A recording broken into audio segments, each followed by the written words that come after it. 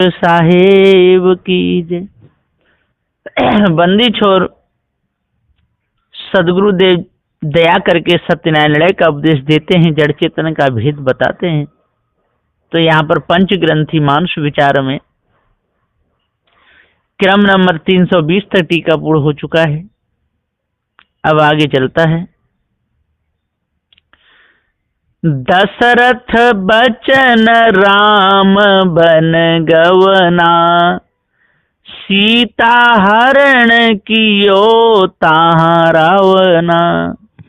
क्रम नंबर 321। सदगुरुदेव कहते हैं,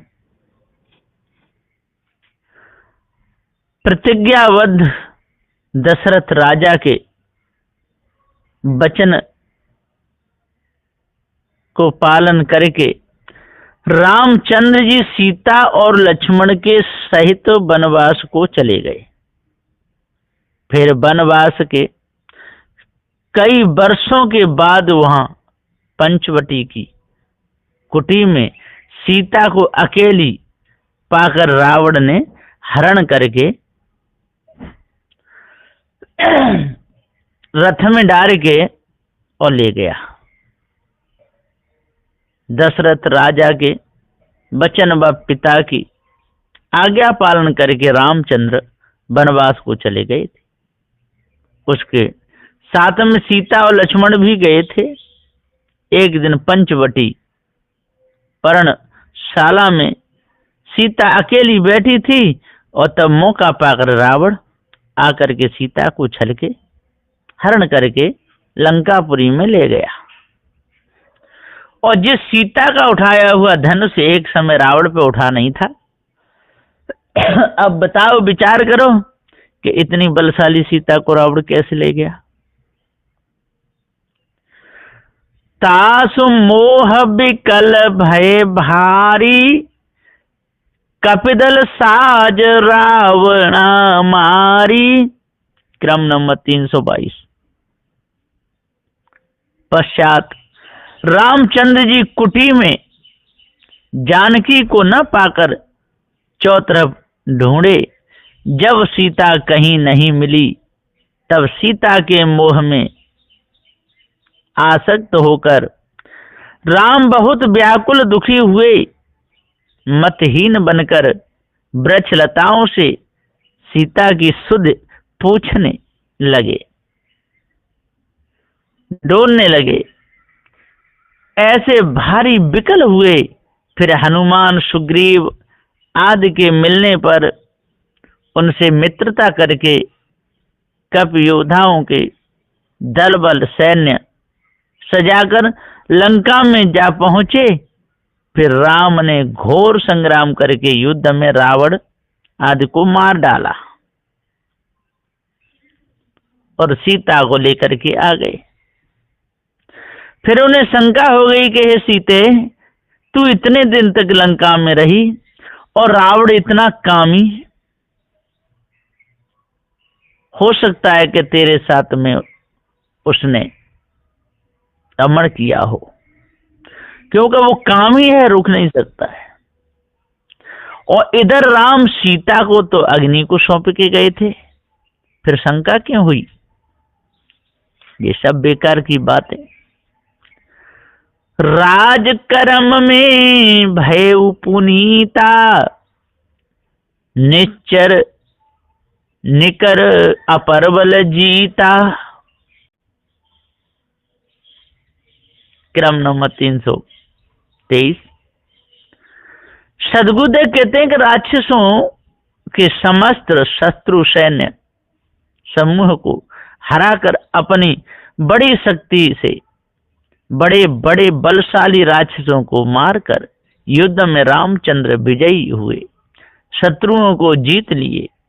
इस प्रकार सीता का उद्धार करके फिर उसे प्राप्त कर लिए और 14 वर्ष की अवधि बिताकर राम जी फिर अयोध्या में आकर राजा हुए। राज्य के बस कर्मों में वे बड़े चतुर कुशल न्यायी प्रवीण थे।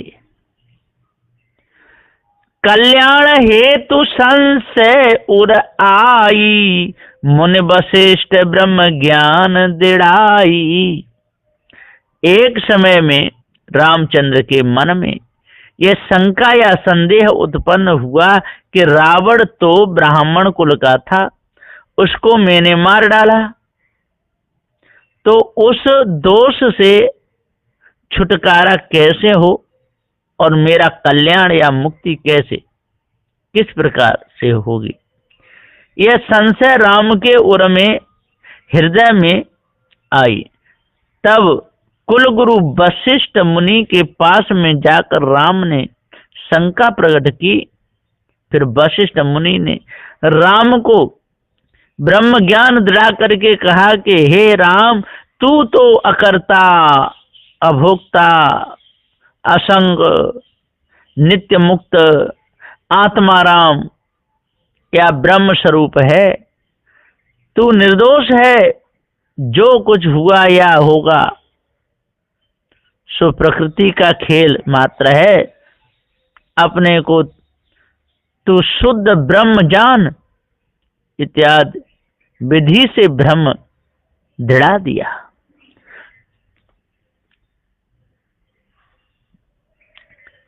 अंतसु ब्रह्म ज्ञान अभिमानी, पूजा पाठ बहुत और ठानी। उसी ब्रह्म ज्ञान को अंतःकरण में दृढ़ निश्चय करके भीतर मन में अहम ब्रह्मास्मि ऐसा निश्चय रखकर ब्रह्म ज्ञान के अभिमानी बने रहे और बाहर लोकाचार को पालन करके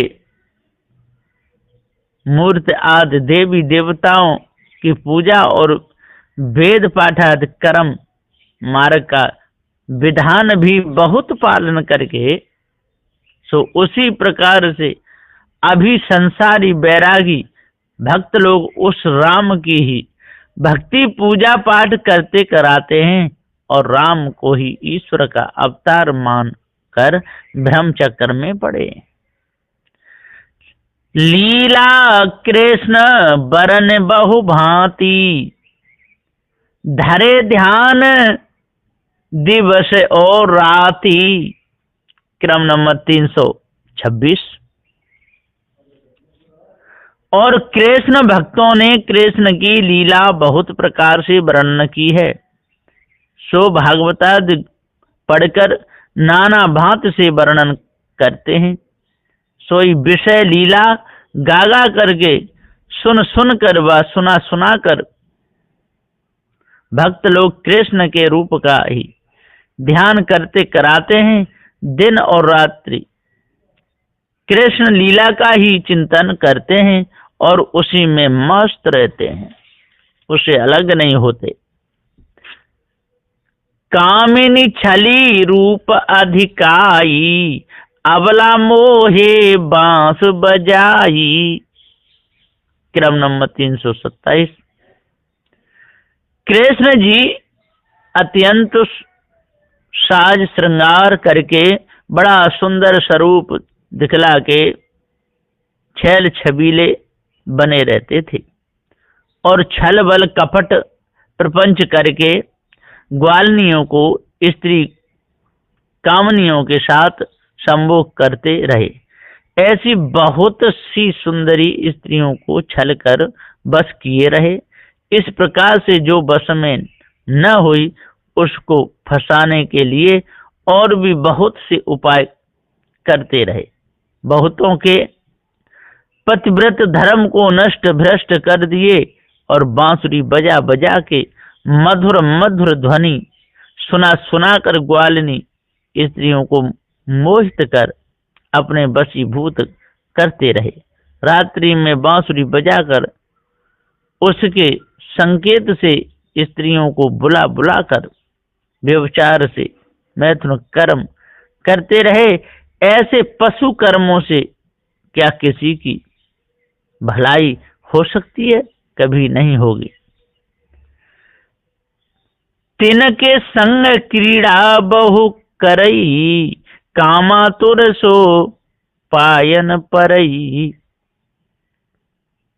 फिर कृष्ण उन गोपिका स्त्रियों के संग में खेल कूद, हास्य विनोद, आलिंगन, चुम्बन आदि बहुत प्रकार से विषय काम कीड़ा में तुन कर्म भोग विचार करता रहा। और जब कोई युवती सहज में मानती नहीं थी तो बस में नहीं होती थी, तब तो कृष्ण कामातुर मंदार होकर उन स्त्रियों के पांव भी पड़ता था। उस प्रकार पांव पड़ कर खुशामद करके उनके साथ बिगड़ जाता था। विषय वासना निसदिन धावे, ब्रह्म अच्युतानंद कहावे। क्रम नंबर 329। सदगुरुदेव जी कहते हैं कि देखो इनका कैसा बड़ा भारी बवाल रचा हुआ है। कृष्ण दिन रात तो विषय वासना बस कर्म कुकर्म में ही दौड़ते रहे, नई नई स्त्रियों को ही ढूंढते फिरते रहे और उनके साथ में रमण करते रहे और धोखे में फंसे रहे और अच्युतानंद ब्रह्म हूँ ऐसा खुद कहते रहे, दूसरे लोगों को भी धोखे में फंसाते रहे। राजकाज सबे अधिकारी, बिरह व्याकुल ब्रज की नारी। क्रम नंबर 330। कृष्ण राज संबंधी कार्यों में साम दाम भेद दंड आज सब बातों के जानकार, सब प्रकार से अधिकार प्राप्त, राजनीति में चतुर चालाक प्रवीण कार्य कुशल ये थे और राजकाज में सब अधिकारी लोग कृष्ण को विशेष रूप से आदर करके मानते थे। परंतु जब कृष्ण जी गोकुल से मथुरा जाकर रहने लगे तब वह ब्रज मंडल की पूर्व संबंधित स्त्रियों की याद करके काम विरह से व्याकुल हुए। फिर उद्धव को भेजकर उनकी खबर मंगाए। उधर ब्रज की नारियों को कृष्ण का विरह खूब सता रहा था, उनके वियोग में वे व्याकुल थी। गोपिन बिरह अनल तन जारी, तासुलोक गोलोक विचारी। पश्चात जब कृष्ण की मृत्यु हुई तब तो गोपियां बड़ी ही विरहनी होकर विरह अग्नि में जलकर मरने लगी। विरह व्याकुल होकर इसी आवेश में कई स्त्रियां अग्नि जला करके उसी में शरीर को भस्म कर जल के मर गईं और कृष्ण भक्त लोग कृष्ण का लोक परमात्मा धाम गोलोक धाम में और कृष्ण के पास जाने के लिए मर मर करके जल जल करके मर गए। कृष्ण के विरह में मरने वाली उन सब स्त्रियों को उसी गोलोक की प्राप्ति हुई, ऐसा गुरबा लोग झूठ मूठ का विचार करके धोखे में डालते हैं।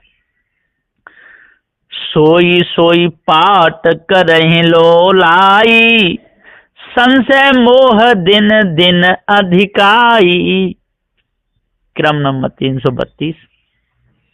राम और कृष्ण जो कुछ विषय संबंधी चरित्र कर्तव्य किए थे, वर्तमान में भक्त लोग वैसे वैसे ही चरित्र का पाठ करते रहे, नकल लीला अत्यंत लगन पूर्वक कर रहे हैं। इससे उन लोगों के मन में संदेह और मोह विषयों की आसक्ति रूपी बंधन दिनों दिन अधिक ही अधिक ज्यादा बढ़ता जाता है। ब्रह्म भूल बढ़ती ही जाती है, वो निकल नहीं पाते। जगत जाल नाना दुख पावे, मुक्ति हेतु सो लीला गावे। संसारी अज्ञानी नरजीव जगत के खानी जालों में नाना प्रकार के दुख भोग पाकर उससे मुक्ति पाने के लिए राम या कृष्ण की भक्ति करते हैं, विषयों की लीला जीवन चरित्र गाते हैं। परंतु जब अपने ही विषय भोगने से किसी की गति मुक्ति नहीं होती है, तो दूसरे के विषय भोगों की लीला गाते रहने से मुक्ति कैसे होगी? उस प्रकार से कदाप मुक्ति नहीं होगी। चाहे भवसागर सो तरना, पुन सो भव जल फेरन गहना। संसार के बंधनों से छूटकर नरजीव पार उतरना और मुक्ति होना चाहते, मुक्ति को चाहते, परंतु खानी बानी के जड़ाध्यास को नहीं छोड़ते। कैसे पार उतरेंगे? यदि कोई इस भवसागर से पार उतरना चाहे, तो मुक्त होना चाहे, तो सुनो, प्रथम तो पार की सदगुरु के शरणागत हो, फिर परख करके उस कल्पना तथा विषयों को छोड़ दो, फिर उलट करके भवसागर में ले जाने वाले खानी बानी के अध्यासों को कभी भी ग्रहण मत करो, उसे सर्वथा त्याग दो, तब कल्याण होगा।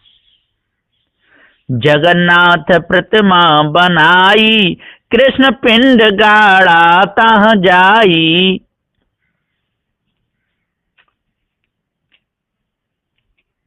पूर्वी धाम में जगन्नाथ के नाम से जो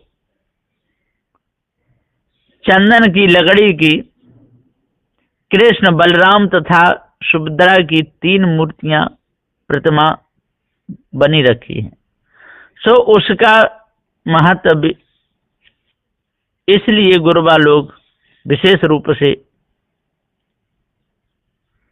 गाते हैं, फैला रहे हैं कि प्रभास पट्टन में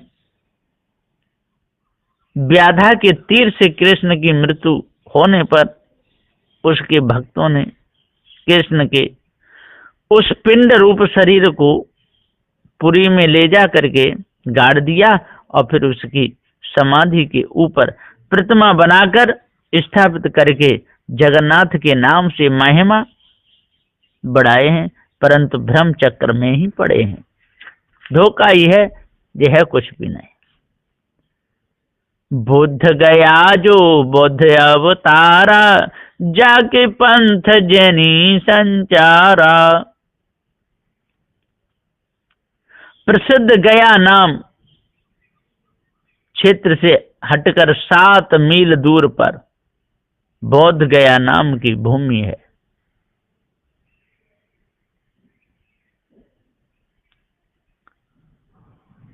वहां पर ही गौतम बुद्ध ने आकर एक पीपल वृक्ष के नीचे बैठकर ध्यान समाधि लगाई थी, जिससे वहीं पर उन्हें बोध उदय हुआ।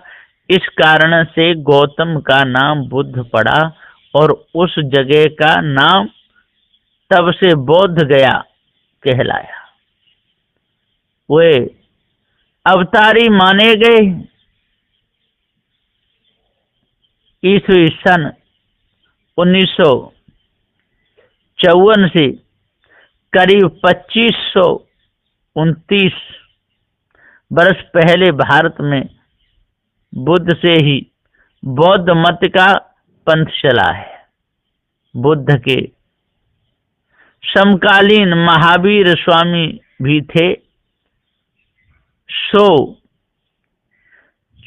2481 वर्ष पहले उनसे जैन मत का पंथ अलग ही चला है, परंतु इन दोनों की बहुत सी बातों में तथा साधनाओं में समानता मिलती है। इससे जाके पंथ जैनी संचारा कहा है और अमर कोश के कर्ता ने भी बुद्ध के नाम संख्या में जैन लिखा है, अतः पहले लोग जैन और बुद्ध मत को प्राय एक ही मानते थे।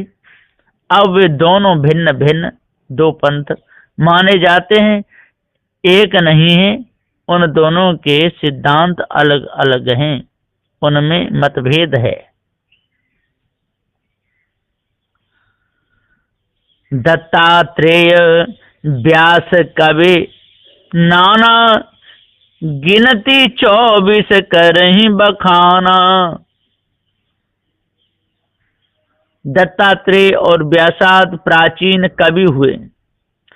उन्होंने नाना प्रकार की वाणी कथन किया है और कई कवियों ने नाना प्रकार से भिन्न भिन्न मत पंथ माने हैं। वहाँ मता अनुसार संसार में सब 24 अवतार माने हैं। उनके नाम मच्छ, कच्छ, बाराह, नरसिंह, वामन, परशुराम, राम, कृष्ण, बौद्ध, निकलंगी, दत्त, व्यास, कपिल, हैग्रीव, पृथु, जड़, भरत, ऋषभदेव, सनकाद, मनु, बद्री, धन्वंतरी, हंस, नारद और मोहिनी। ये ऐसे 10 मुख्य और 14 गौड़ अवतार सब मिलाए के 24 गिनाए हैं। पुराणों में उनका विस्तार से वर्णन किया है। एक आस आगे लो लावे, कली विसहरन कलंकी गावे। क्रम नंबर 338।